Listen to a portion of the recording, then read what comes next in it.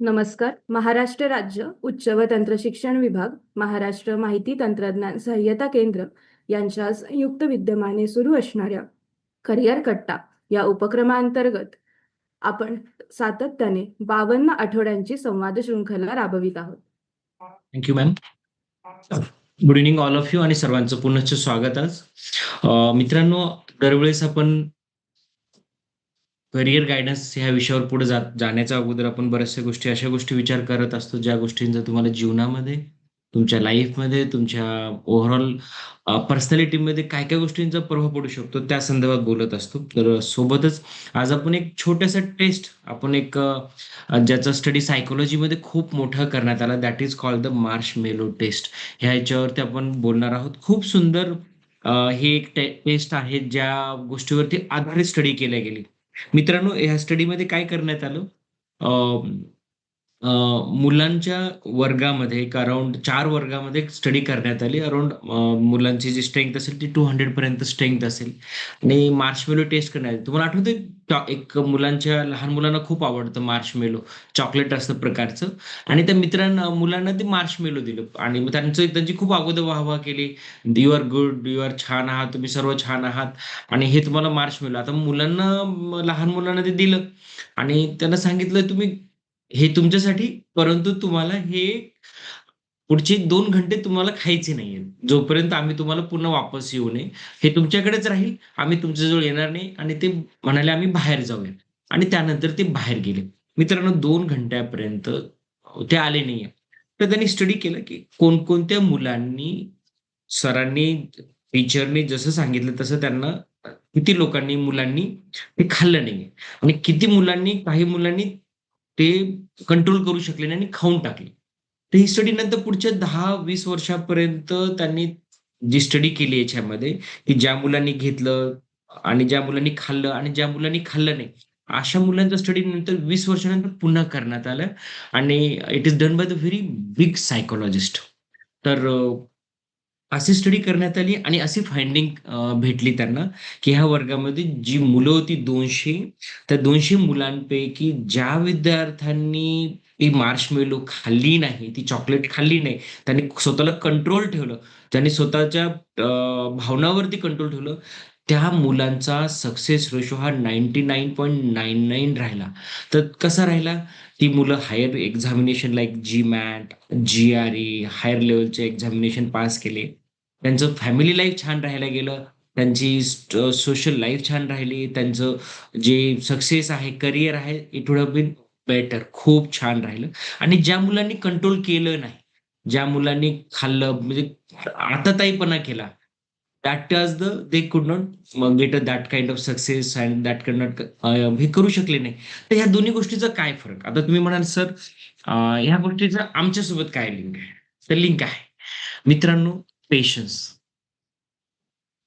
तुम्हाला पुढच्या सक्सेससाठी तुम्हाला वेळ घेण्याची, तुम्हाला थांबण्याची, तुम्हाला स्वतःवर कंट्रोल करण्याची, तुम्हाला स्वतःवरती सेल्फ रेग्युलेट करण्याची जी ताकद आहे, that is the marshmallow test. ते स्वतःला कंट्रोल करतं. नाही, आता मला खायचं आहे, पण खायचं. आता फॉर एक्झाम्पल, आपण तयारी करतो, एम-पी-एससी तयारी करतो. It is a long term. हे काही तुम्हाला 6 महिन्यात भेटणार नाही, वर्षात नाही भेटणार. होऊ शकतं 2 वर्षातही नाही भेटणार, होऊ शकतं 4 वर्ष. पण जी कंटिन्यूटी आहे, हार्ड वर्क आहे, that is the beauty of the patience. He patience आहे. तर आपल्याला सर्वांना आता तुम्हाला दिवसभरात तुम्हाला खूप वेळेस वाटतं अभ्यास करताना, "अरे, चला बाहेर जाऊया, चला पिक्चर बघूया." ही नाही, तुम्हाला स्वतःला कंट्रोल करावं लागेल. पेशन्स पाहिजे, की नाही मला मेहनत करायची. तुम्ही स्वतःला रेग्युलेट करताय, अवेअरनेस आहे तुमचा. That is called the patience. Patience is full for your purpose. त्याच्यामध्ये ब्रेक न पडू देणं, that is a most important. आणि महत्त्वाचा मुद्दा याच्यामध्ये आणखीन एक गोष्ट आहे मित्रांनो, बऱ्याच वेळेस मार्शमेलो टेस्ट केल्यानंतर बऱ्याचशा गोष्टी डिस्कस करण्यात आल्या सायकॉलॉजीच्या फ्रेंडमध्ये. इमोशनल इंटेलिजन्समध्ये इमोशनल इंटेलिजन्समध्ये 5 गोष्टी कव्हर होतात. काल मी इमोशनल इंटेलिजन्सवरती अहमदनगरच्या कॉलेजमध्ये मी ऑनलाईन लेक्चर दिलं आणि त्याच्यामध्ये 5 गोष्टी कव्हर होतात मित्रांनो. सेल्फ अवेअरनेस म्हणजे स्वतःबाबतीत नॉलेज असणं, सेल्फ रेग्युलेशन म्हणजे आपण डिसिप्लिन याच्यावर करतो. तिसरी गोष्ट मोटिव्हेशन, जे स्वतःला आपण मोटिव्हेट करतो. आज तुम्ही अभ्यास करताय, दर रविवारी तुम्ही हे लेक्चर अटेंड करताय, हे एक प्रकारचं मोटिव्हेशन आहे. मी लेक्चर देतो, हे प्रकारचं मोटिव्हेशन आहे, की नाही माझ्यामुळे कोणाचा फायदा व्हावा, हे माझं मोटिव्हेशन आहे. चौथी गोष्ट आहे एम्पॅथी, दुसऱ्या बाबतीत भावना, त्या लोकांचं भलं. आणि पाचवं आहे सपोर्ट सिस्टीम. ह्या गोष्टी कव्हर होतात मित्रांनो. याच्यामध्ये सर्वात मोठी गोष्ट असते छोट्या-छोट्या गोष्टीमध्ये, छोट्याशा अनसक्सेसमध्ये, छोट्याशा फेल्युअरमध्ये आपण लोकांना ब्लेम करतो. आपण याच्यामुळे झालं, माझ्या वडिलांकडे हे नव्हतं, माझ्याकडे सपोर्ट नव्हता. मित्रांनो, ह्या गोष्टी आपल्याला करायच्या नाहीयेत. जी लोकं दुसऱ्याला ब्लेम करतात, ते जीवनभर ब्लेम करत राहतात. तुम्हाला सक्सेस व्हायचं असेल, you take a own responsibility. स्वतःची रिस्पॉन्सिबिलिटी स्वतः घ्या. स्वतःवरती मेहनत करा. ज्या गोष्टी तुम्हाला जमल्या नाहीत, त्या गोष्टी तुम्ही स्वतः एक्सेप्ट करा. येस, मला जमलं नाही. ओके, ठीक आहे ना. माझी एक चूक झाली, एक्सेप्ट आहे. मी पुन्हा चूक करणार नाही. मी मेहनत करेल. That is called the emotional intelligence. तर मित्रांनो, एक छोटीशी गोष्ट आहे. जसं मी तुम्हाला बोललोय, ह्या गोष्टीमध्ये की you have to improve your overall emotional intelligence. चला मित्रांनो, आपण आपल्या विषयाकडे वळूया. तर आज आपण सेंट्रल आर्म पोलीस फोर्सेस ही एक्झामिनेशनचं बघतोय मित्रांनो. मी हा का ही एक्झाम बाबतीत मी बोललो, याचे एक 2-3 कारण आहे तुम्हाला सांगतो. It is a class one service. It is a you have a very kind of opportunity like a IPS officer, but your life is tough. Your life is on the border of India. Your life is on the internal security. पण तुमचे salary scale हे IPS आणि IAS equal आहेत. तुमचे promotion हे सुद्धा त्या प्रकारचे आहेत. छोटेसे कमी जास्त फरक आहे आणि पर्क्स ह्या सेम आहेत. परंतु एक्झामिनेशन पॅटर्न हा खूप सोपा आहे compare to the civil service examination, MPSC आणि यू-पी-एस-सी. ह्याच्यामध्ये कव्हर आहे म्हणून याला मी थोडं प्रायोरिटीवरती याच्यावरती आपण स्टडी करतोय. तर मित्रांनो, तुमच्या मनात असेल की ह्या एक्झाम बाबतीत काय-काय आहेत, आपण जस्ट याच्यावरती एक अ, अ, एक 10 मिनिटं याच्यावर देऊया आणि स्टाफ सिलेक्शन एक 10 मिनिटं, 5-7 मिनिटं आपण याच्यावर देणार आहोत. तुमचे काही प्रश्न असेल, will take up. It's a lovely coming to the point on the CAPF. याच्यामध्ये काय-काय सर्व्हिसेस कव्हर होतात तर बघा मित्रांनो, it is conducted by the UPSC. तुमची पहिली पोस्टिंग जी असते असिस्टंट कमांडंट असते. तुमच्याकडे सर्व गाडी, बंगला, तुमच्याकडे सर्व काही काहींचं फॅसिलिटी, पॉवर सगळं अवेलेबल असतं मित्रांनो. मी कारण माझी 2004 ला मी ही पहिली परीक्षा पास झालो होतो. मी जेव्हा सिव्हिल सर्व्हिस तयार करत होतो, त्याच्या अगोदर म्हटलं ही परीक्षा देऊ आणि मी पहिल्या प्रयत्नामध्ये पास झालो मित्रांनो. ते कसं मी सांगतो तुम्हाला. याच्यामध्ये जी सर्व्हिसेस कव्हर होतात, बॉर्डर सिक्युरिटी फोर्स असते. ते राजस्थान, गुजरात, पाकिस्तानला लागलेली बॉर्डर आहे, नेपाळ बॉर्डर असेल, बांगलादेश बॉर्डर, इथं बी-एस-एफ असते मित्रांनो. सेंट्रल रिझर्व्ह पोलीस फोर्स ही जी इंटरनल सिक्युरिटी जी असते, जिथं जिथं तुम्हाला आंदोलन असतील, लॉ अँड ऑर्डर प्रॉब्लेम असतात, तिथं सीआरपीएफ जाते. सीआयएसएफ मध्ये सेंट्रल इंडस्ट्रियल सिक्युरिटी फोर्स, मोठमोठे एअरपोर्ट, इंडस्ट्रीज आहेत, मोठमोठ्या ज्या काही लोकेशन आहेत, प्राईम लोकेशन, तिथं सीआयएसएफ जातं. मित्रांनो, सीआयएसएफ ही पहिल्यांदा सिव्हिल सर्व्हिस मधनं भरली जाते. ओके. इंडो तिबेटियन बॉर्डरमध्ये बॉर्डर ऑफ तिबेट आहे. त्या बॉर्डरला जी पोलीस असते त्याला इंडो तिबेटियन बॉर्डर पोलीस म्हणतो. सशस्त्र सीमाबल जी हिमालयन बॉर्डरला जी आहे, चायना, जिथं थंड प्रदेश आहे, तिथं सशस्त्र सीमाबल असतं. Okay, I hope you clear this one. मी थोडं फास्ट जातोय. बऱ्यापैकी आपण तुम्हाला माहीत असतं आणि वेळ कमी आहे म्हणून मी थोडंसं फास्ट जातोय मित्रांनो.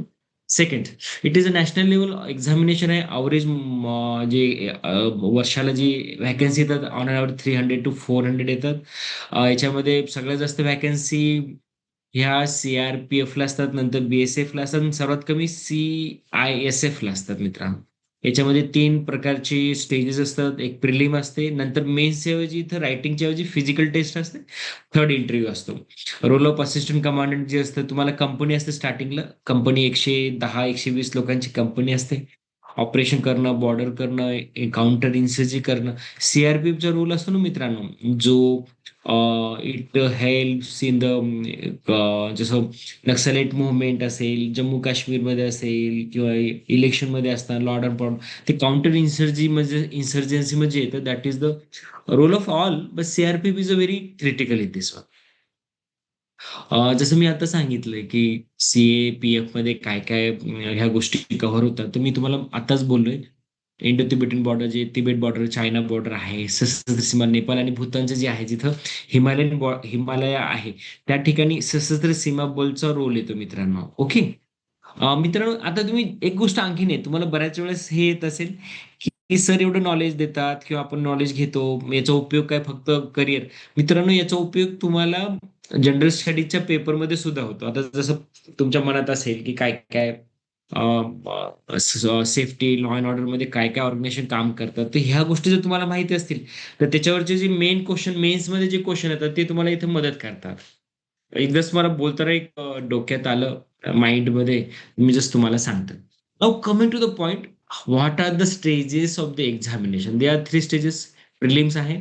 रिटर्नमध्ये इथे जे रिटर्नमध्ये जे असतं रायटिंग एक्झाम, इथं रिटर्नच्या ऐवजी इथे फिजिकल टेस्ट असते. तर आपण आता बघूया प्रिलिम्समध्ये. मित्रांनो, प्रिलिम्सची जी एक्झामिनेशन असते ती 450 मार्क्सची असते. ओके. आणि प्रिलिम्समध्ये 2 पेपर असतात. एक पेपर 1 जनरल ॲबिलिटी आणि इंटेलिजन्सचा असतो मित्रांनो इथे. ही इट इज लाइक अ जी-एस जो पेपर असतो ना आपला, त्या टाईपचा पेपर असतो ह्या ठिकाणी. आणि ह्या याच्यामध्ये क्वेश्चन ऑब्जेक्टिव्ह टाइप असतात, एमसीक्यू. इथे निगेटिव्ह मार्किंग असते मित्र. 1/3 मार्क निगेटिव्ह असतात. आणि याच्यामधला जो सेकंड असतो, मॉर्निंगला तुमचा एमसीक्यूचा पेपर होतो, सेकंडला दुपारी जो पेपर असतो तो पेपर 2 म्हणतो आपण, that is the writing paper असतो. सब्जेक्टिव्ह डिस्क्रिप्टिव्ह पेपर असतो. याच्यामध्ये जनरल स्टडीज असतो. जनरल स्टडीजमध्ये international relation, law and order, science and tech, history, geography, सगळे क्वेश्चन याच्यामध्ये असतात. एसेचा पेपर असतो मित्रांनो, 30 मार्काचा किंवा अकॉर्डिंग टू आहे. कंप्रेन्शन असतं, त्याच्यामध्ये तुम्हाला इंग्लिश पेपर असतो. तर हे सगळं तुमचं याच्यामध्ये निवडतात. आणि याची टोटल मार्क्सची असते, पहिला paper 250, second is 200, total is 450. Okay. तर सगळी तुमची जी रायटिंग स्किल आहे ते सगळं प्री आणि मेन्स इथं कव्हर करतात. समजा तुमची 4 लाख लोकांनी एक्झाम दिली, तर 10,000 ते 12,000 मुलांना याच्यामध्ये, सॉरी, 4,000 ते 5,000 मुलांना इथे निवडतात. जेवढी तुमची व्हॅकन्सी असेल 500, तर ते 500चे 1,500 2,000 लोकांना निवडतात. 1,000 व्हॅकन्सी असतील 3,000 ते 4,000 लोकांना निवडतात. ओके. आता जसं मी म्हटलं, याच्यामध्ये काय काय सिलेबस आता major topic, general mental habit, logic, same मी जेव्हा सांगतो, जे युपीएससी एमपीएससी जो सिलेबस आहे सेम आहे, काही फरक नाही, छोटं छोटं आहे. याच्यामुळे मी जास्त याच्यामध्ये बोलणार नाही. आणि याच्यातनं टाइम वेस्ट करता पुढे जातो. म्हणजे एक एमपीएससी युपीएससी म्हणजे तुम्ही अभ्यास करताय, तो सगळा आहे. आता याच्यामध्ये एक्झाम द्यायला कशी पाहिजे याच्यावर मी नंतर बोलेल. पण सेम आहे, जसं नॉर्मल आहे. ओके. नंतर प्रिलिम्सचा स्टडीज पेपर, जो पेपर 2 आहे मित्रांनो, रायटिंग स्किल, एसे. आपण जो युपीएससी एमपीएससीचा जो एसे बनवतो ना, तोच तो. तिथे आपण 2,000 वर्ड लिहितो किंवा 1,500 वर्ड लिहितो, 1,000 वर्ड लिहितो. इथे तुम्हाला 300 वर्ड लिहावे लागतात. फरक तेवढाच आहे. सोशल गव्हर्नन्स टॉपिक, टेक्नॉलॉजी म्हणजे science and tech, component, comprehensive passage, जे इंग्लिश पेपर असतो ना आपला, मेन्सचा, युपीएससीचा, तोच इथे असतो मित्रांनो. रिपोर्ट रायटिंग, ग्रामर सगळं कव्हर आहे. सेम युपीएससी तुम्ही केली, ही एक्झाम तुम्ही जाऊन डोळे झाकून देऊ शकता. Okay. Now come to the second मित्रांनो. मित्रांनो, लक्षात घ्या, पहिली प्रिलिम टेस्ट आहे 450 मार्क्सची. सेकंडमध्ये तुम्हाला एक्झाम द्यायची नाही, तर फिजिकल टेस्ट द्यायची. That is called the physical efficiency test, physical standard test आणि एक्झाम मेडिकल. तुम्हाला याच्यामध्ये गोळाफेक करायची आहे. तुम्हाला शॉर्ट रनिंग करायची, लॉंग रनिंग करायची. एक 100 मीटरची रनिंग असते, एक 800 मीटरची रनिंग असते. 100 मीटरला एक 10-15 सेकंद, आणि 800 मीटरला 3 मिनिट, 4 मिनिट असं असतं. 3.5 मिनिटं मुलांना असतात, मुलींना 4.5 मिनिटं, समथिंग लाईक. मित्रांनो, जी गावाकडची मुलं आहेत, मेहनत करायला तयार आहेत, थोडंसं कमी स्टडी पडते युपीएससी एमपीएससी, त्या मुलांसाठी अमेझिंग आहे. कारण शहरातली मुलं एवढं पळू शकत नाही. कारण मी ही जी परीक्षा दिली होती ना मित्रांनो, मी मुंबईला होतो. मी तुम्हाला प्रामाणिकपणे सांगतो. माझ्यासोबत स्टडी करणारे ज्या मुलांनी परीक्षा दिली ते पास झाले नाही. काही मुलं पास झाले. काही मुलं पास नाही झाले. ती मुलं आता काही फॉरेनमध्ये आहेत, ज्यांनी नंतर एक्झाम दिली. पण ते नंतरच्या प्रयत्नामध्ये. पण ज्याला वाटतं, ज्याची फिजिकल चांगली आहे, ज्यांनी पोलिसची तयारी करतात, जी लोकं कॉन्स्टेबल म्हणा, पी-आय म्हणा, ह्याची सुद्धा तयारी कर, यांना ही बेस्ट एक्झाम आहे मित्रांनो. काहीच चिंता करायची गरज. कारण एवढं जर तुम्ही फिजिकल टेस्ट पास झाले, की direct you are going to appear for the UPSC interview. जिथं सिव्हिल सर्व्हिसची मुलं इंटरव्ह्यू देतात, यूपीएससीची, त्या ठिकाणी तुमचा इंटरव्ह्यू होतो, तीच लोकं तुमचा इंटरव्ह्यू घेतात. Are you getting my point? Okay. तर coming to the point, next stage येते इंटरव्ह्यू. इंटरव्ह्यूमध्ये मार्क असतात तुम्हाला 150, म्हणजे 450 मार्क आणि 150 मार्क. इंटरव्ह्यूचे 600 मिळून 600 मार्काची पूर्ण परीक्षा होते. नाऊ सेकंड पॉइंट येतोय मित्रांनो. जसं आता ह्या ठिकाणी मी बोललोय, मला एक सांगायचा मुद्दा सर्वांना हा आहे मित्रांनो, की ही परीक्षा one of the finest exam आहे after UPSC to crack the exam. तर मला सगळ्यांना एकच सांगायचं, जी मुलं तयारी करतायत, फिजिकल तयारी करतायत, ज्याला थोडीशी मेहनत करण्यात येते, प्लीज सगळ्यांनी ही परीक्षा द्या.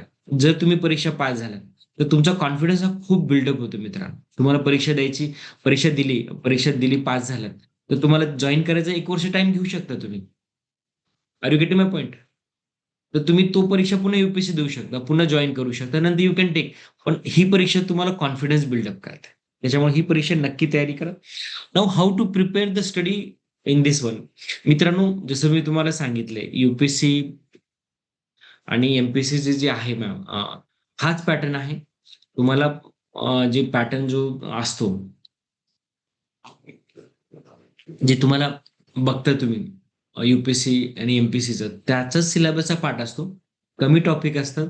तुम्हाला तेवढं जरी तयारी करून त्या एक्झामला गेला तर आरामशीर लिहू शकता. It's a very fine. आणि ज्यांनी चांगली तयारी केली असेल 2 वर्ष 3 वर्ष, आणि थोडं परीक्षा काही असो करून side by side you can do this exam without any problem. Now coming to conceptual आहे. तुम्ही बघा, study polity, international relation, history, geography, science, हे सगळे टॉपिक ते कव्हर करतात. तुम्ही सगळ्यांचे प्रिव्हियस इयरचे पेपर करा. तुम्हाला एक त्याचे लेवल कळेल. तुम्हाला त्याच्यामध्ये काय करता येईल त्या गोष्टी तुम्हाला होतील. नंतर तुमची एसे रायटिंगसाठी रायटिंग करा, जसं मी तुम्हाला बोलतो. आणि दॅट इज अ रिझन आपण आय एफ एस आणि इंजिनिअरिंग सर्व्हिस नंतर we will go for the UPSC आणि एमपीएससी तयारीसाठी आपण ही 52 आठवड्यांच्या सिरीजमध्ये लास्टचा आपण तो पाठ करून ही आपण 52 आठवड्यांची सिरीज ही कन्क्लूड करणार आहोत. पण ह्या ठिकाणी एसे रायटिंग आणि कम्प्रेन्शन आहे, छान प्रकारे करू शकता. डेली करंट अफेअर करा, चांगले त्याचे नोट्स बनवा, फिजिकल फिटनेस तुम्ही ट्रेनिंग जॉईन करू शकता. ओके. करिअर प्रोग्रेस इन, आता याच्यामध्ये करिअर प्रोग्रेस बघा कशी होते. असिस्टंट कमांडंट आहे, त्याच्यानंतर 4 वर्षानंतर डेप्युटी कमांडंट भेटतं, त्याच्यानंतर 6 वर्षानंतर सेकंड इन कमांडंट भेटते, त्याच्यानंतर 4 ते 6 वर्षानं कमांडंट भेटते, 15 ते 20 वर्ष लागतात. नॉर्मली आता सर्व्हिसेसमध्ये थोडंसं डिले होतोय, पण इट्स गुड. त्याच्यानंतर डीआयजी बनता, आयजी बनता, ऍडिशनल डायरेक्टर जनरल बनता. आतापर्यंत सर्व्हिसेसच्या लोकांना एडीजी पर्यंत आहे, डीजी हे आयपीएस लोक बनतायत. ओके. पण after some time it can be converted. तुम्ही बघा, आता सॅलरी स्केल हे सगळं सेम आहे मित्रांनो. ऑन अन ॲव्हरेज 70 ते 85 सॅलरी भेटते. ऍडिशनल भेटते बेनिफिट, गाडी, घर, ट्रॅव्हलिंग असतं, medical facility, education facility for children. आणि नंतर नंतर वाढत वाढत तुमचं हे 2,25,000चं बेसिक पर्यंत वाढतं मित्रांनो. ओके. तर दिस इज द जी पीपीटी मी जी आहे ती इथं मी संपवतो, कारण आपल्याला स्टाफ सिलेक्शन कमिशनची बघायची. बऱ्याच विद्यार्थ्यांची डिमांड होती की सर, याच्यावरती आम्हाला तुम्ही स्टाफ सिलेक्शन कमिशन वरती सुद्धा घ्या. एक छोटंसं आपण एक 5 ते 8 मिनिटं याच्यावरती स्टाफ सिलेक्शन कमिशन वरती बघूया. ओके. आवाज येतोय मित्रांनो? येस सर, पूर्णपणे व्यवस्थित येतोय. Good, good. Just will go for the staff selection commission मित्रांनो. आणि याच्यानंतर एक 5-7 मिनिटाचं हे करूया. याच्यामध्ये आपण ऑलरेडी याच्यावर डिटेलमध्ये आपण स्टडी केलेली आहे. पण मित्रांनो, एक गोष्ट मला सांगावीशी वाटते, की तुम्ही लोक, जे आम्ही जसं म्हटलं, तुम्ही एमपीएससी युपीएससी तयारी करताय, वेल अँड गुड. पण सोबत सोबत तुम्ही, जसं मी मागेही तुम्हाला सर्वांना बोलले, की you should give the CAPF घ्या, रेल्वे रिक्रुटमेंट बोर्डचा एक्झाम द्या, आरआरसीचा एक्झाम द्या, स्टाफ सिलेक्शन कमिशनचा एक्झाम द्या, बँकिंगचा एक्झाम द्या. याच्यामध्ये तुमची जी ॲबिलिटी आहे एक्झाम देण्याचं, जे एक्झामच्या हॉलमध्ये ज्या चुका तुम्ही करता, त्या रेड्यूस होत राहतात. प्रेशरमध्ये ज्या सिल्ली मिस्टेक आपण करतो. मित्रांनो, बऱ्याच वेळेस तुम्हाला जाणवत असेल, की डिफरन्स ऑफ सक्सेसफुल आणि नॉन सक्सेसफुल खूप मोठा नाहीये. जे सक्सेसफुल लोक असतात ना, त्या एक्झाम हॉलमध्ये कमी मिस्टेक करतात, 3 ते 4. आणि जे सक्सेस होत नाही ते 15 ते 20 मिस्टेक करतात, कारण ते एक्झामचं प्रेशर ते अ, झेलू शकत नाहीत. तर याच्यावर उपाय काय? पुन्हा पुन्हा परीक्षा देणं. नंतर तुम्ही रोज क्वेश्चन पेपर सॉल्व्ह करणे, एमसीक्यू सॉल्व्ह करणं आणि दर रविवारी तुम्ही एक पेपर सॉल्व्ह करणं आणि ते त्याच्यानंतर त्याला चेक करणं कुठं कुठं चुकतंय. ओके. तर हे तुम्ही बघाल मित्रांनो, की ह्या ठिकाणी आणि मित्रांनो ह्या ठिकाणी तुम्ही परीक्षा दिल्यानंतर you can get a good posting. सुरुवातीला तुम्हाला ग्रुप बी वाटतं, पण मित्रांनो नंतर न भेटण्यापेक्षा काहीतरी भेटणं हे एक तुमच्या हातात असा विचार करून चला. आणि तुम्ही साइड बाय साइड असा विचार करा, की हे मला घ्यायचे नाहीये. ठीक आहे, पण मला प्रॅक्टिससाठी म्हणून द्या. नाही नंतर तुम्ही तुम्ही सिलेक्शन झालं, तुम्हाला जायचं नाही नका जाऊ. पण प्रॅक्टिससाठी द्या. मित्रांनो 1975 मध्ये ही परीक्षा आली होती. रिक्रुटमेंट सगळ्या डिपार्टमेंटमध्ये असतात. ग्रुप बी आणि सी मध्ये याची व्हॅकन्सी होते मित्रांनो. याच्यामध्ये स्टार्टिंग पोस्टिंग जे असतात ना, इन्कम टॅक्स इन्स्पेक्टर तुम्ही इन्कम टॅक्स डिपार्टमेंटमध्ये बनता, ऑडिटर, अकाउंटंट बनता, स्टॅटिस्टिकल इन्व्हेस्टिगेटर बनता आणि मित्रांनो जे व्हॅरियस डिपार्टमेंट जे तुम्ही बघता, आज दिल्लीमध्ये कमीत कमी 40,000 स्टाफ बसतो सेंट्रल गव्हर्नमेंटमध्ये. त्याच्यामध्ये जो परमनंट स्टाफ असतो ना मित्रांनो, असिस्टंट सेक्शन ऑफिसर नंतर तीच प्रमोट होऊन सेक्शन ऑफिसर बनतात. तेच लोक अंडर सेक्रेटरी बनतात. आजचा जो अंडर सेक्रेटरी हा रिक्रुटमेंट एएसओ मधनं झालाय staff selection commission. I hope you are getting. नंतर स्टाफ सिलेक्शन कमिशन मधनं व्हॅरियस दरवर्षी ही रेग्युलर एक्झाम होते मित्रांनो. ऑन अन अवरेज 10,000 व्हॅकन्सी निघतात. पूर्ण भारतामध्ये ही मुलं अपॉइंट होतात. अराउंड 30-35 लोक लॅक कॅन्डिडेट अपिअर होतात त्याच्यामध्ये. पूर्ण भारतामध्ये 126 सिटीजमध्ये होतात आणि ही एक्झाम आता कॅम्प्युटर बेस्ड टेस्टमध्ये होते. तुम्ही जसं बघता RRB, RRC मध्ये सुद्धा ह्या टाईपच्या एक्झाम आपण कंडक्ट केल्या जातात. सेम टाईप इथं होतं. याच्यामध्ये काही पूर्ण ट्रान्सपरन्सी असते without any kind of problem. एकदम स्मूथ असते मित्रांनो. Coming to the point, eligibility ही 18 to 32 इयर असते. क्वालिफिकेशन बॅचलर डिग्रीमध्ये असते. स्टॅटिस्टिकल इन्स्पेक्टर जे असतात ना त्यामध्ये स्टॅटिक्सची फक्त बॅकग्राऊंड लागतं मित्रांनो. बाकी कुठल्याही एक्झामिनेशन मध्ये simple graduation is sufficient to get it. Okay. नंतर इलिजिबिलिटी असिस्टंट ऑडिट ऑफिसरमध्ये डिझायरेबल CA, MBA ही लोक असतात. Audit officer is also one of the thing. तुम्ही नंतर ऑडिट ह्याच्या करू शकता. That is a thing. आणि रिलॅक्सेशन ऑफ एज तुम्ही बघता SC ST मध्ये 5 इयर, OBC याच्यामध्ये. नंतर स्टाफ सिलेक्शन कमिशनचा आपण एक जस्ट एक ओव्हरव्ह्यू घेऊया की याच्यामध्ये काय काय ओव्हरऑल काय काय राहतं. टायर 1 ही स्क्रीनिंग असते कारण 30 ते 35 लाख लोकांना निवडायचं असतं. कारण ते MCQ मध्ये असतं, नंतर त्याच्यामध्ये बाकीच्या टेस्ट असतात. टायर 1 मध्ये स्क्रीनिंग मध्ये ऑब्जेक्टिव्ह MCQ असतं मित्रांनो, प्रिलिमिनरी. सगळं टाइम तुम्ही जेव्हा तुमच्या मनात येत असेल याच्यामध्ये सिलेबस काय मित्रांनो. बँकिंग सोडलं तर सगळ्यामध्ये on an average RRB, RRC असो, स्टाफ सिलेक्शन कमिशन असो, नंतर तुमचं स्टाफ बाकीचे जे एक्झामिनेशन आहेत RBI मध्ये सुद्धा ऑन अन ॲव्हरेज सगळ्यामध्ये सिलेबस सेम आहे. इव्हन इन्क्लुडिंग बँकिंगमध्ये. फक्त बँकिंगमध्ये मॅथमॅटिक्स आहे, त्यांची जी डिफिकल्ट लेवल ही हाय होऊन जाते. तेवढाच एक फरक आहे. टायर 2 मध्ये आपण येतो आता फायनल मेरिटमध्ये. मॅन्डेटरी मोड जी असते त्याच्यामध्ये हा प्रकार असतो ज्याच्यामध्ये कॅम्प्युटर बेस्ड टेस्ट असते. मीडियम बायलिंग्वल हिंदी इंग्लिश असतो. आणि नॉर्मलायझेशन मध्ये तुम्हाला प्रश्न पडत असेल की नॉर्मलायझेशन मध्ये काय प्रकार घडतो मित्रांनो. काय होतं की एखाद्या वेळेस शिफ्टमध्ये एक्झाम असते, मॉर्निंग, आफ्टरनून, इव्हनिंग. तर एखाद्या वेळेस काय होतं काही पेपर सोपे होतात. तर काही एका शिफ्टमध्ये ना तुमचं जे मेरिट जातं ते 100 गेलं, दुसऱ्याचं 70 गेलं आणि तिसऱ्याचं 120 गेलं. त्याच्यामध्ये ते काय करतात माहिती आहे का, सगळ्यांचं मेरिट एका लेवलला आणतात. त्या स्कीमला म्हणतात नॉर्मलायझेशन. आणि हे नॉर्मलायझेशन नॉट ओनली स्टाफ सिलेक्शनमध्ये होतं मित्रांनो, हे UPSCच्या मेन्समध्ये सुद्धा होतं. ओके. जसं आता एखाद्या सब्जेक्टमध्ये सगळ्यांना 400 पडले, दुसऱ्याला 300 पडले आणि तिसऱ्याला सब्जेक्ट म्हणजे हिस्ट्री, जिओग्राफी, पॉलिटीमध्ये तिसऱ्याला पडले 200च. तर 200, 300, 400 हा खूप ह्यूज डिफरन्स होतो. पण ते सगळ्यांना एकत्र आणतात मित्र. ओके. नंतर बघूया मित्रांनो एक्झामचं कसं काय आहे. एक्झाम 1 मध्ये जनरल एंट्रीजमध्ये 50 मार्क असतात, जनरल अवेअरनेसमध्ये 50 मार्क असतात, क्वांटिटेटिव्ह मध्ये 50 मार्क असतात, इंग्लिशमध्ये असं बघूया. आणि टायर 1 मध्ये जे असतात त्याला 200 मार्क्स असतात, 100 क्वेश्चन असतात. याच्यामध्ये क्वेश्चन चुकला तर 0.50 मार्क्स असतात पर क्वेश्चनला. ते जस्ट हा एक आपला टायर 1चा पॅटर्न. ओके. टायर 2 मध्ये तुम्ही बघताय मित्रांनो सेक्शन मॅथ, रिझनिंग याच्यामध्ये कव्हर असतं. टायर 2 मध्ये 130 क्वेश्चन असतात, 390 मार्क असतात आणि 2 अवर असतात. याच्यामध्ये 1 अवर प्लस आणि 15 मिनिट याच्यामध्ये असतं. सेक्शन 1 मध्ये मॅथमॅटिकल ॲबिलिटी, रिझनिंग ही सगळं तुम्हाला आपण जसं डिस्कस केलेलं आहे, त्या याच्यामध्ये तुम्ही बघू शकता. टायर 1 मध्ये तुम्ही बघितलं एम-सी-क्यू आहे. टायर 2 मध्ये पेपर 1 मध्ये कंपल्सरी फॉर ऑल आहे मित्रांनो. ओके. मग आपण टायर 2 मध्ये जाऊ.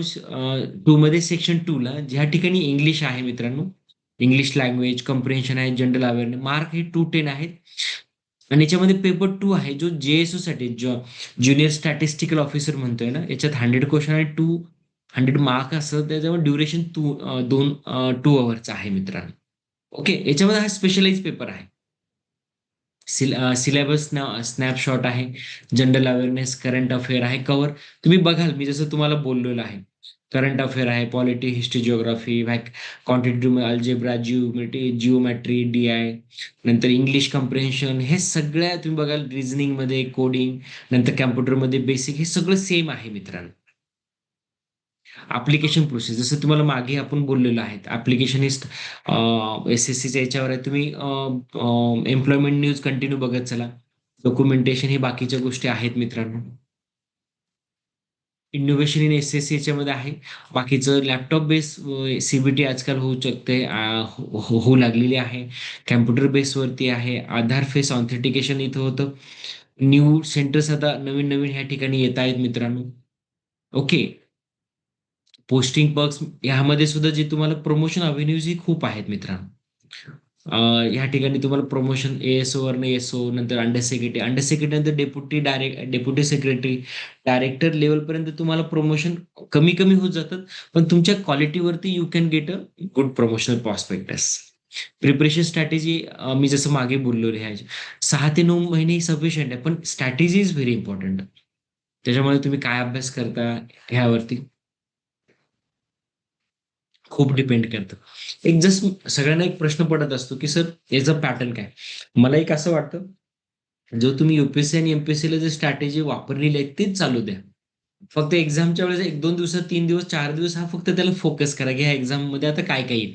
त्यानुसार मध्ये तुम्हाला काय-काय विचारलं जाईल आणि त्यानुसार you can make a question preparation, answer preparation and question solving that you can make it.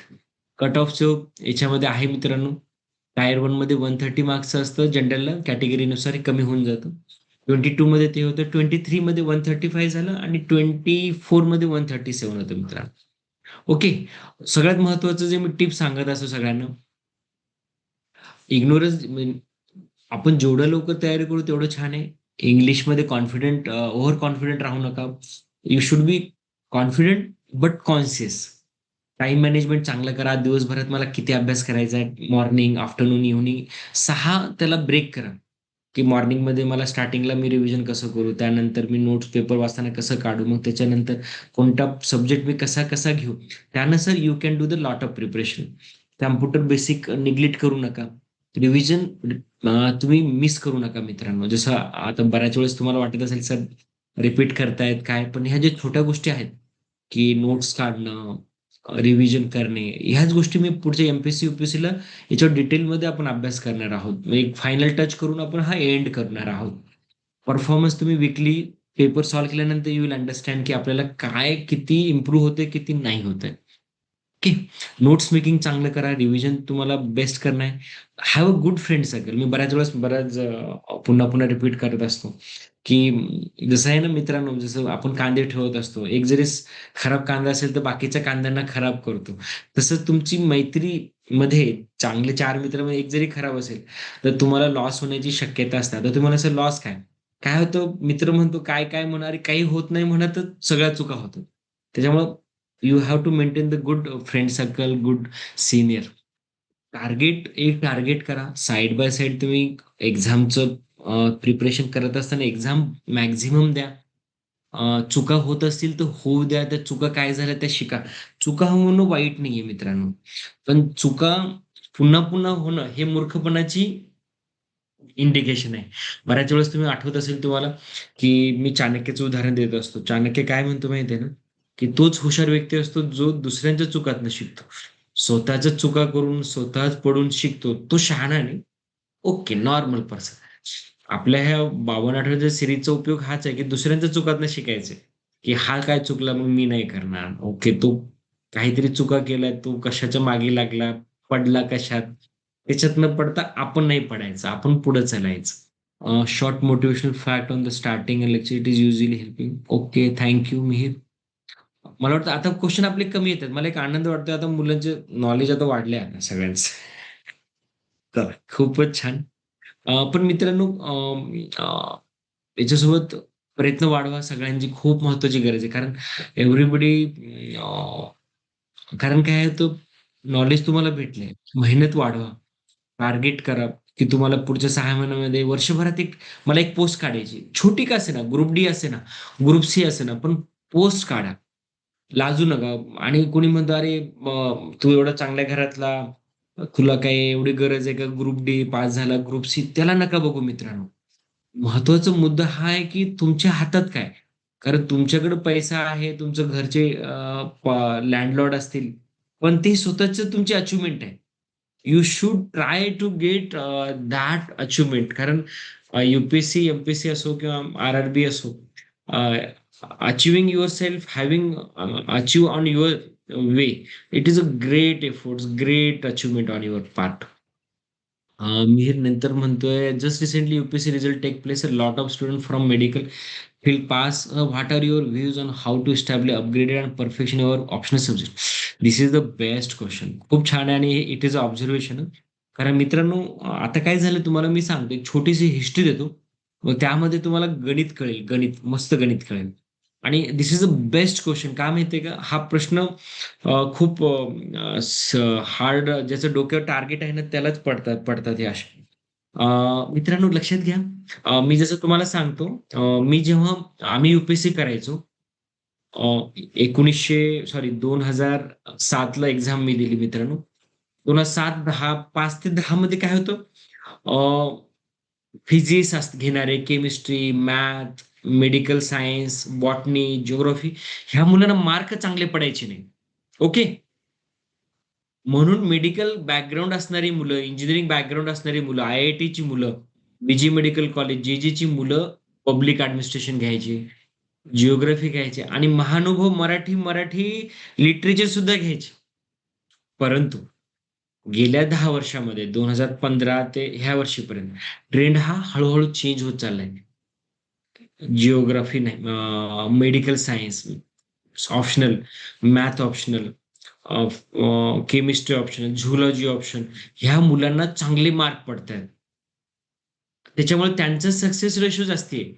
परंतु याचा अर्थ असा नाहीये की पब्लिक ऍडमिनिस्ट्रेशन जिओग्राफीचे मुलांना मार्क भेटत नाही, असं नाहीये. आता पहिल्यांदा मार्क भेटत नव्हते म्हणून ती मुलं पब्लिक ऍडमिनिस्ट्रेशनकडे यायची. आता ही मुलं आपल्याच एरियामध्ये मास्टर आहेत. माझं मेडिकल सायन्स आहे, तुम्ही कशाला घ्यावं, पुन्हा अभ्यास करावा, कारण माझी कमांड आहे ना. तर त्या मुलांना त्यांच्या ऑप्शनल मध्ये चांगले मार्क पडतायत, आणि they are basically trend people. त्यांनी 10वी ला स्ट्रगल केले, 12वी ला आय-आय-टी दिली, 12वी ला नीट दिली. ती ऑलरेडी कमांड आहे ना त्यांची, मेडिकल सायन्स आहे. तर त्यांची एवढी कमांड आहे, ते जाऊन असं झोपून लिह, त्यांना उठवलं जाऊन लिही म्हटलं तरी असे डोळे झाकून लिहितील, तर त्यांना मार्क पडणारच ना. तर त्या याच्यामध्ये त्यांना आहे. तर पब्लिक ऍडमिनिस्ट्रेशन जिओग्राफी वाले याच्यातही मार्क पडतायत, पण आता इकडे कॉम्पिटिशन आहे. तर मिहिर, आता कसं झालंय माहितीये का, त्यांना त्यांच्या याच्यामध्ये मार्क पडतायत, परंतु ह्या ऑप्शनच्या मुलांना कमी मार्क पडत असं नाहीये. तर दोन्ही बाजूला मार्क चांगले पडतायत. तर तुम्ही तुमचा ऑप्शनल चांगला करा. Mihir, you can do. याच्यामध्ये माझा व्ह्यू असा आहे की तुम्ही तुमचा ऑप्शनल सब्जेक्ट चांगला स्ट्रॉंग करा, मेहनत करा, वेळ घ्या, आणि take a guidance from right person, आणि डू हार्ड वर्क. तर याचा असा माझा हा टेक आहे मित्रांनो. अमय म्हणतोय, on the occasion of women's day would you please sir suggest opportunity in SSC CAPF for woman candidates? It's a good question Amay. CAPF मध्ये मी जेव्हा पास झालो होतो, आमच्याकडे 250 मुलं होते आणि 5 मुली होत्या. ओके. तर त्या याच्यामध्ये, आणि सीआरपीएफ मध्ये त्या मुली होत्या, काही मुली. कारण माझ्या ज्याच्यामध्ये 2 मुली मला आठवत आहेत. त्यावेळेस मला आता चेहरे आठवत नाहीये. पण मित्रांनो, मुली आता कुठल्याही क्षेत्रात जाऊ शकतात, जायला पाहिजे. आज हा, मला एक छान उदाहरण द्यावं असं वाटतं. आज एक सिनियर ऑफिसर होते, त्यांची मुलीसाठी मला सकाळ ते 2 दिवसापासून माझा वेळ घेत होते की सर, मला मी सुद्धा खूप होतो. तर म्हटलं करिअर गायडन्स त्यांना करायचं होतं. करिअर गायडन्स म्हणून 10 मिनिटं तरी लागतात, 20 मिनिटं तरी लागतात. आपण पळू शकत नाही.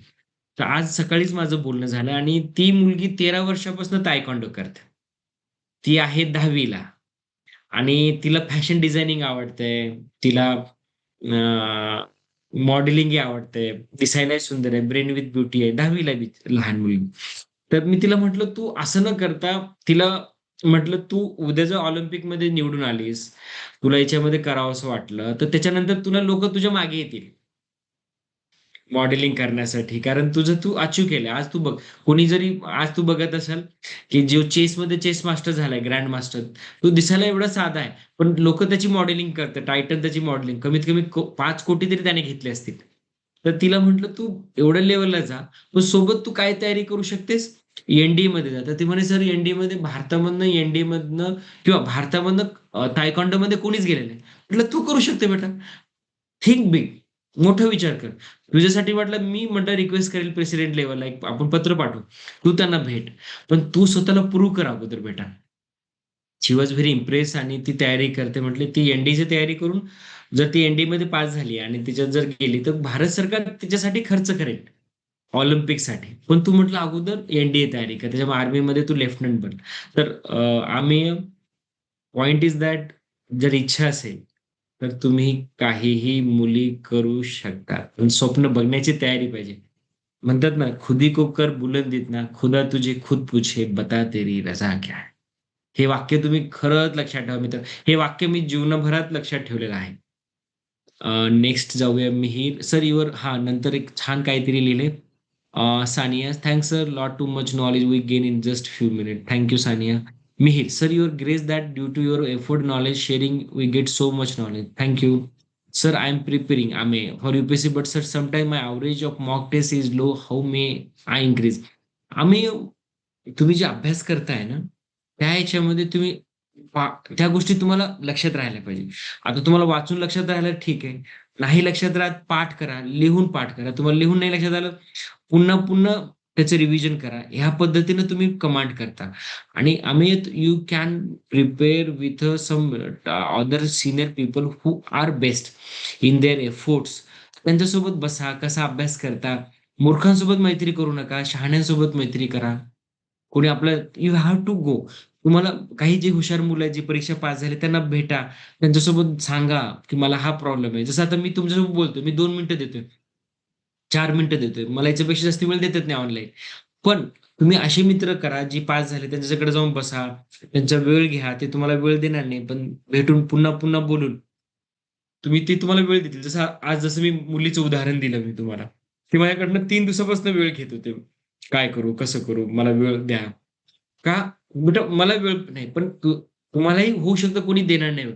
पण तुम्ही मागा. त्याला गरज दाखवा. म्हणतात ना बेटा, तुम्हाला एक ठेवून छान गोष्ट सांगतो. जेव्हा रामायणामध्ये रामायणामध्ये रावण आहे ना मृत्यूशैयेवर असतो. तर त्यावेळेस राम आहे ना लक्ष्मणाला सांगतो, "जा रावणाकडे आणि त्याच्याकडनं ज्ञान प्राप्ती कर." तर तो जातो. तर तो जातो आणि तो डोक्याकडे जाऊन तो बसतो तो. तर रावण त्याला जास्त भाव देत नाही. तो त्याला हाकलून देतो. म्हणजे मला ते सांगता येत नाही. पण तो म्हणतो, "जा." तर मग तो वापस येतो सॉरी लक्ष्मण रामाकडे येतो. तर राम म्हणतो, "काय झालं? तुम्ही मला काही सांगितलं नाही काय?" त्यांनी काही मला हे केलं नाही. रावणाने मला काही ज्ञानप्राप्ती दिली नाही, काही नाही दिली. तर राम म्हणतो, "ठीक आहे." मग राम स्वतः जातात. तर ते जातात त्यांच्याकडे रावणाकडे. तर रावणाकडे जाऊन ते पायाजवळ बसतात. ओके.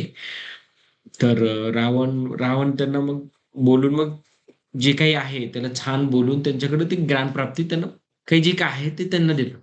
तर राम विचारतात रावणाला, की "तुम्ही लक्ष्मणाला का चांगलं ज्ञान दिलं नाही?" तर म्हणे, "जेव्हा तुम्ही माझ्याकडनं ज्ञान घ्यायला आलात, तर तुम्ही माझ्या खाली राहायला पाहिजे, ना की माझ्यावरती." तर म्हणे लक्ष्मण आला तर माझ्या बाजूला बसला. पण तुम्ही आलात तर माझ्या पायाजवळ बसला. जर मित्रांनो तुम्हाला जर ज्ञानप्राप्ती पाहिजे असेल, तुम्हाला पुढे जायचं असेल, तुम्हाला मोठं बनायचं असेल, हंबल राहा. छोटंपण दाखवा, कमीपणा दाखवा, ज्ञान प्राप्ती करा. तशाच पद्धतीने होते. तुम्ही म्हटलं ना, "अरे तुम्ही पुढे जाणार नाही म्हणता. तुम्हाला कोणी ज्ञान देणार नाही." तर तुम्हाला ज्ञानप्राप्ती पाहिजे असेल, तर try to get to some senior officer, senior friend or teacher जे तुम्हाला ते तुम्हाला हाकलून देतील पहिल्यांदा. पण जाऊन भेटा, बोला. ज्ञानप्राप्ती अशी होते. जे माझ्या डोक्यात एक गोष्ट आली. मला ती खूप आवडली. तर एक जस्ट तुम्हाला मी सांगतो. तुम्हाला हंबल राहून पुढे जावं लागेल. शरयू, यू-पी-एस-सीच्या तयारीमध्ये कन्सेप्च्युअल अंडरस्टँडिंग करंट अफेअर यांचा बॅलन्स कसा ठेवावा? शरयू आपण आता याचं उत्तर खूप मोठं आहे. पण हे मी एम-पी-एस-सी, मध्ये देईन. पण इथं मी थोडंसं शॉर्टमध्ये सांगतो.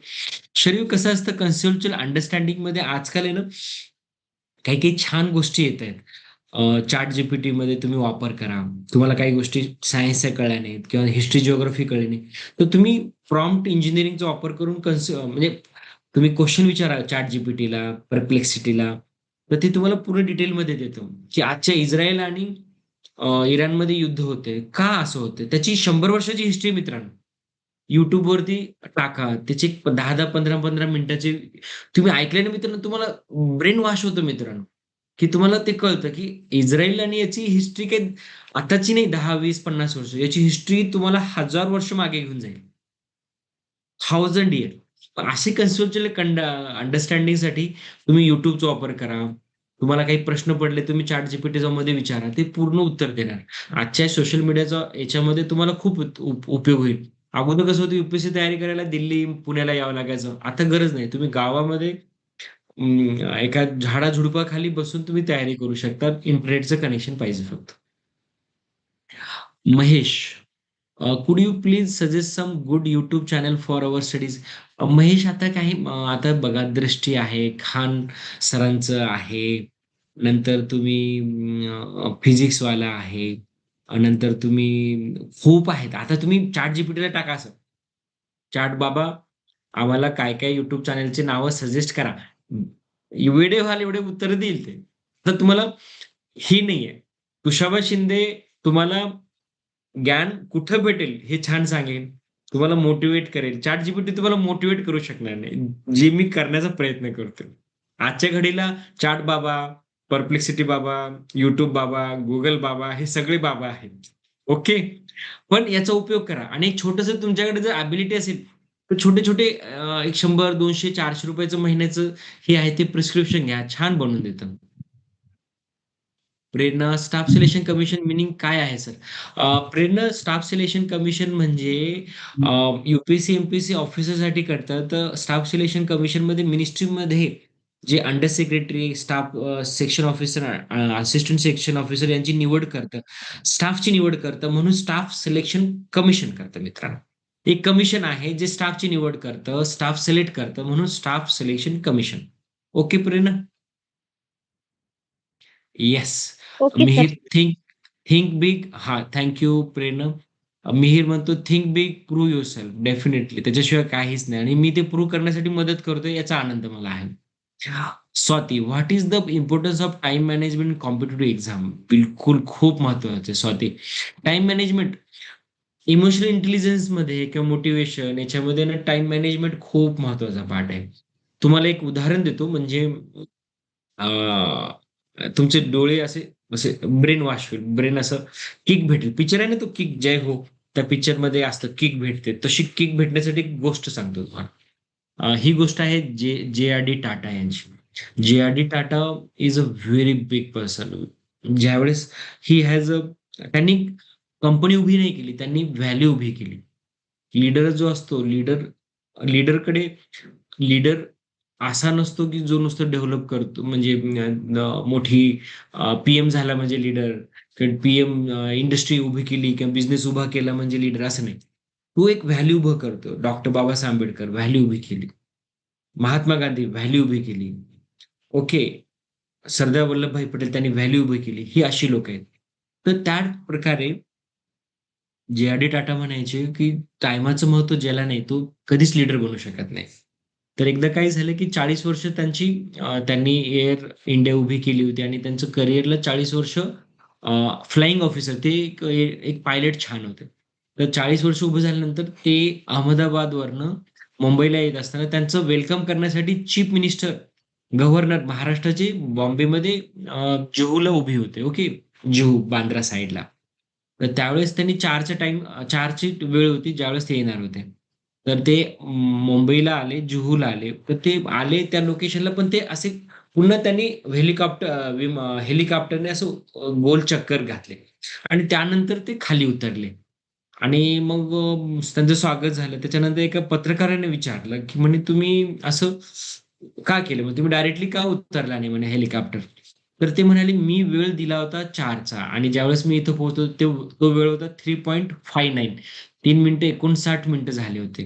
तर माझा टाईम 4 होता. म्हणून मी 1 मिनिटाचा एक पूर्ण घेरी घेतली आणि मी खाली उतरलो. कारण मी टाईमाला महत्त्व देतो मित्रांनो. एवढी मोठी लोकं असतात, जेवढी मोठी इंडस्ट्रियलिस्ट असतील, जे.आर.डी. टाटा, रतन टाटा, अंबानी असतील,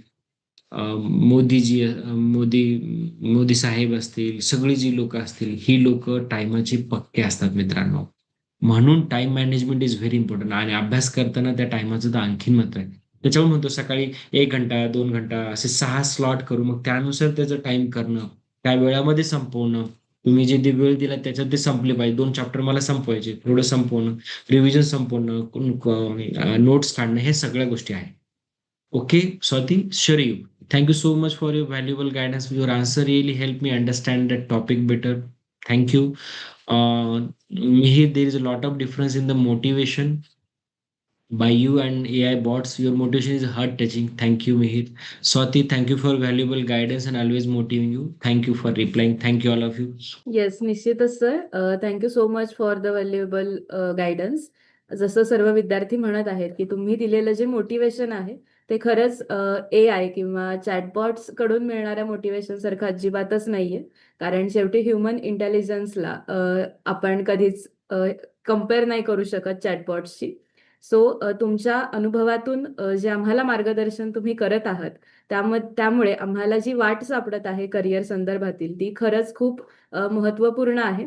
आणि आज आंतरराष्ट्रीय महिला दिन आहे, तर त्या अनुषंगाने तुम्ही मार्गदर्शनही केलेलं आहे. सर्व आपल्या ज्या करिअर कट्ट्याच्या मुली आहेत, त्या नक्कीच पुढे चांगलं करिअर करतील. आणि नुकताच आता UPSCचा रिझल्ट सुद्धा लागला. तर त्या अनुषंगाने आज तुम्हाला आम्हा सर्व विद्यार्थ्यांकडून एक आश्वासन देऊ मी इच्छिते आणि तोच आशावाद आजच्या या सत्राच्या शेवटी व्यक्त करू इच्छिते, की पुढील काळात लवकरच UPSCच्या रिझल्टमध्ये करिअर कट्ट्याची ही तुम्ही मार्गदर्शित केलेली सर्व मुले नक्कीच झळकतील. हा आशावाद इथे आजच्या या सत्राच्या शेवटी मला व्यक्त करायचा आहे आणि सर्व आपल्या Thank you. Great. विद्यार्थ्यांकडून हे आश्वासनही तुम्हाला द्यावेसे वाटते. आणि तुम्ही सातत्याने अखंडपणे आम्हाला राष्ट्रीय आणि आंतरराष्ट्रीय करिअरच्या संधींविषयीचं जे मार्गदर्शन करत आहात, ते आमच्या सर्व विद्यार्थ्यांसाठी पुढील आयुष्यातील करिअरची वाट निवडण्यासाठी खरंच खूप महत्त्वपूर्ण ठरत आहे. आणि तुमच्या या सातत्याने अखंडपणे मार्गदर्शनासाठी आम्ही सर्व विद्यार्थी आपले आभारी आहोत.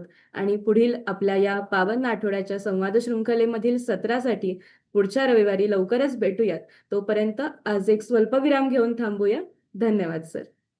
Thank you. Thank you.